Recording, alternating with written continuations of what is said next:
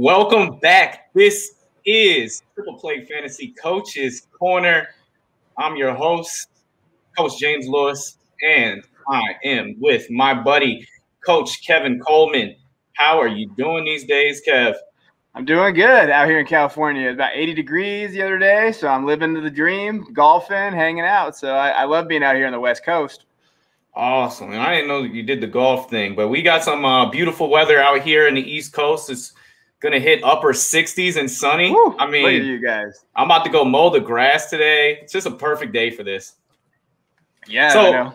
We are here talking a little NBA prospects and two of our favorites and two bucket getters, Ayo Dosunmu and James Bouknight. Both of these gentlemen had early exits in the tournament and had disappointing performances, but throughout the play of the regular season, they dominated. Ayo was just named the Bob Cousy Award winner this year, best guard in America. He's also first team All-American. While James Bouknight, first team Big East, and he did drop a 40 bomb earlier. So two very impressive prospects, two guys that are going to go first round locks and potential lottery picks. Currently, Ayo Dosunmu is the 22nd mock draft pick for NBADraft.net, and then James Bouknight, they got him going all the way up to 13. So they got him in the lotto, and Ayo has climbed the boards the entire year, starting in the second round, just kind of moved up slowly after his just consistent play. Now, what I like about Ayo is he's just a prospect that gets better each and every year. 6'5", 200, 21 points, 6.5 rebounds, 5.5 assists. Only Penny Hardaway and Evan Turner have done this since 1993. So a guy that can really, really do it all on both ends, and then also provide you rebounding, assists. We can see him in transition. That's probably his number one strength as he goes coast to coast. He's got that little hop, cradle, pickup, and finish.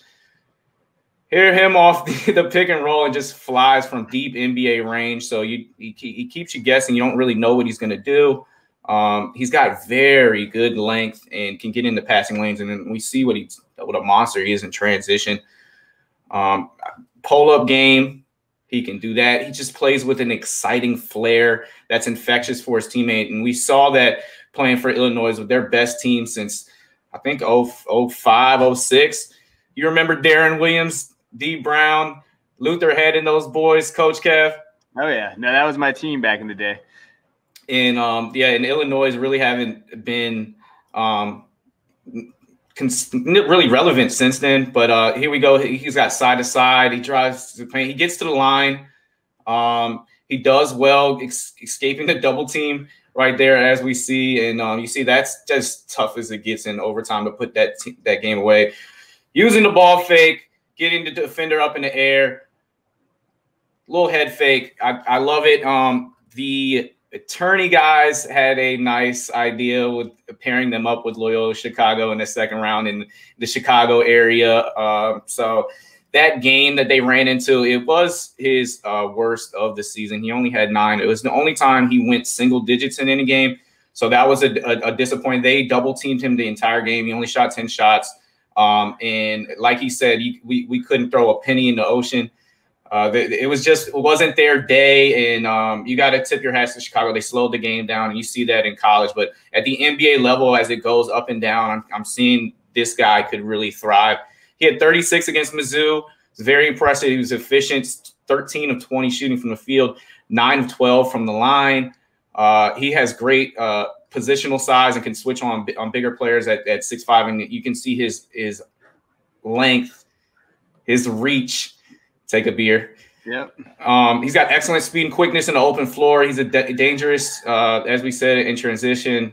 He gets into passing lanes. He gets deflections. He's a capable shooter and off the dribble shooter, which you need in today's game, and he can go get you a bucket. Getting better every single year. And he started every game in college, going from 14 to 16, and then the jump to 20 this year. The kid just gets better and better each and every year. So as coaches, we love to see that. And we like to see as you grow, as you get older. This year, I think not only jumping his scoring average to 16 to 20, but his playmaking took a huge step up, going from 3 assists to 5.5, as we saw. And that's really something that he focused on going into this year, so that way he can really have the ball in his hands and really be more versatile, as we see these point guards being, point guards and shooting guards being 6'5" and bigger. And you got to not only be able to shoot, but you got to be able to play make for your teammates. He changes directions and speed well. He uses the floater to avoid shot blockers. His playmaking out the pick and roll is impressive, and he understands how to put the defender on his back. He shows potential to be a good playmaker going forward into the NBA, and he's got solid passing instincts. Sometimes he'll pass out of the double team early and get open shots for his teammates. He's definitely the leader of that team, and yeah, they had a disappointing way out, but winning your conference tournament is nothing to sniff about. And I salute Ayo Dosunmu. I like his potential in the NBA, and I could see him being a starting guard. So him at 22, I have him in my top 15 on my personal board. So I guess I like him a little bit better than others. I can just see him playing with so many different styles of lineup, and because he gets better each and every year, I can see that at the NBA level. Kevin, what's your take on Ayo? Yeah, I like Ayo because we talk about him too. He's 21. He's older. He's going to come in ready to go. So there's no really development. What we see with him is probably what we're going to get at the NBA level. It's funny we have two of the older guys here because Bouknight's a sophomore. Yeah. I know it's funny to think about that, but I think he's 20 and a half as well. So we got some veterans in the prospect talk. We're not used to these guys. So, when we're looking at the older guys here, I think he does well. I think he changes his speed well. You mentioned that. I like what he does. Out of that, he's a Chicago prospect. He's probably the best guy we've seen since Jahlil, Okafor or Jabari Parker. I like kind of how he does his game. His game will fit the NBA pretty well. He's 6'5". I actually like it on the versatile side because defensively he'll be pretty good. So he's going to be able to guard the bigger guards. He might even be able to guard wings. So I think that teams will use him in different mindsets. So that's why I think he's going to be above that 22. I think he's going to fall in that 15 to 20 range because I think teams are going to say, hey, he's versatile. We can use him in a lot of different areas. He changes speeds well. He could be a point guard. I don't know if he could ever be a shooting guard, but he could be like that off guard. So the guy that I comped him to was like a Reggie Jackson plus, maybe a little bit better than Reggie Jackson. And I know some people have their opinions about Reggie Jackson. But yeah, I can see that. Or like a Drew Holiday-ish light. Like, so somewhere in the middle there. I like what he can do. I think he's a streaky shooter. Now, he does pull up, and he has that. He has one of those shots that you're like, oh, that's ugly, but it goes in and it works. And there's weird when you get prospects like that. I don't think they're going to try to fix that because that's something that's been ingrained to him, obviously, since he was a kid playing. So that's not something you can say, hey, maybe they'll make a little slight adjustments. I think he has vision as a passer. I think sometimes he can over dribble, though, and I think sometimes he can make bad passes. So when you're looking at him, I think he has a tendency. He's carried that team. So he's got to be able to fit in a role in the NBA. I like him, though. He's versatile. He's got to extend his range probably a little bit. He can get to the rim. He's athletic as hell. I think he's an underrated prospect. I don't think he's ever going to be like the dude, but he's going to be someone that finds a role like Drew Holiday and all these guys. And Drew Holiday just got paid, bro. So if he could be like that area where he can fit in there, average about 14 rebounds and assists, maybe like a 14, 5-5 guy. Yeah, he has that build, and I hear you, and I see him having some of that winning feel. He did have 6 turnovers in the tournament game, and 5 turnovers in that Big Ten championship game. So his decision making does need to improve. I agree with you on sometimes the over dribbling, but that offense ran through him, or they dump it down to Kofi Coleman. But they had a nice, probably the best 1-2 punch in America. I don't know if it was one of the best 1-2 punches in America. And we like Ayo. We like his fit for the NBA. I think that style of play fits his game as well. But we got another guy that has a game that looks NBA ready made, and that's James Bouknight. And Kevin, you're gonna lead this one. Yeah, James Bouknight, he's an interesting prospect. I think some guys are either going to love him or they're going to hate him just because of the way he plays. When you watch him play, and we'll get into that, he's 6'5", 190. He's got to get a little bit of a bigger build. He's not, when you compare him to Ayo, they're two different styles here, but this dude could score. You know, he averaged 19 points last season. He dropped a 40 bomb. He can flat out just score the basketball. You know, he had 5 rebounds. He had just 2 assists. He does need to work on his passing, but I don't think his passing is something that we're going to be looking at when we're like, oh, what is James Bouknight? It's going to be his ability to score. Now, when you watch him, and again, you're gonna see what I'm talking about here. Now, he's not the greatest defender, but he can finish, and I like how athletic he is towards the rim. That's one thing that you notice about him. And again, he'll get in there and he'll go deep. And this is a good game that he had against Central Connecticut and these other groups. But he can finish at the rim. He's obviously big and athletic. Defensively, he gets his tips, okay, because he's long. He's got a wingspan, and he can shoot too. So this is where you're going to notice him. This is the key right here, is that this kid can shoot. He's going to be able to score at the NBA level. I love him coming off that like 6-man off the bench scorer. And he's got good moves. He can pretty much attack. But I think the most thing that I love about him the most is his ability to finish at the rim. That's a skill it's hard, and it's hard to kind of adapt. He does a good job moving without the ball too. So he doesn't necessarily have to be on ball. I think that's going to elevate his game a little bit. But again, just like I'm talking about, it's his shooting. So again, they work through him. They find him in the corner. I think that he as a freshman, he shot nearly 35% from 3.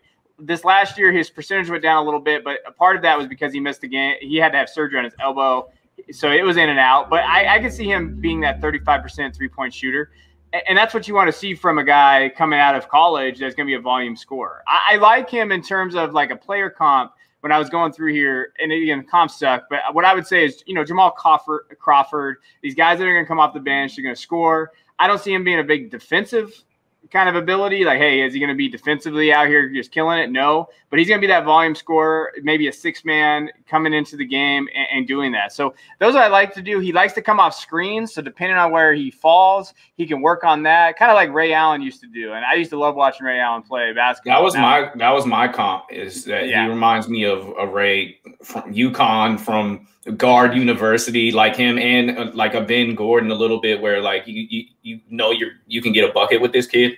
Yeah, and he's good, and he's fast enough to get off the dribble. So he's got a very good quick first step, and he does. That's what kind of allows him to create offensively for himself. He gets to the lane very good, and I think either guys have that wire that they want to score and they're going to go get that bucket, or they don't, and he's got it. So I think that, and it's almost sometimes. Those guys make me laugh too sometimes, because it sometimes can be a negative, like, oh my God, he's gonna go get a bucket, and oh, this can be bad. So he does sometimes. He takes some shots that you might not like, but he's gonna go find it. And I think that he's got to do a little bit better at getting a little bit more experience and win decision making, driving, kicking, finishing. Where he's gonna do, but that's all these young guys. He's thin too, so he's definitely got to add some strength. He's gonna have to get a little bit. I'd like to see him get to 200. If he can get to that 200 mark, I'd love to see it. But hey, you know what? This kid's going to be able to score in the NBA, and that's what the NBA is about now, right? There's no defense. So I think he's going to find a role. I think he'll find a role too, because he just has all the full package offensively. He has all his dribble moves that you don't really see. He uses the pump fake well. He creates separation. We saw him score 40 against Creighton, like you said, on 13-24 shooting. He's looking to shoot.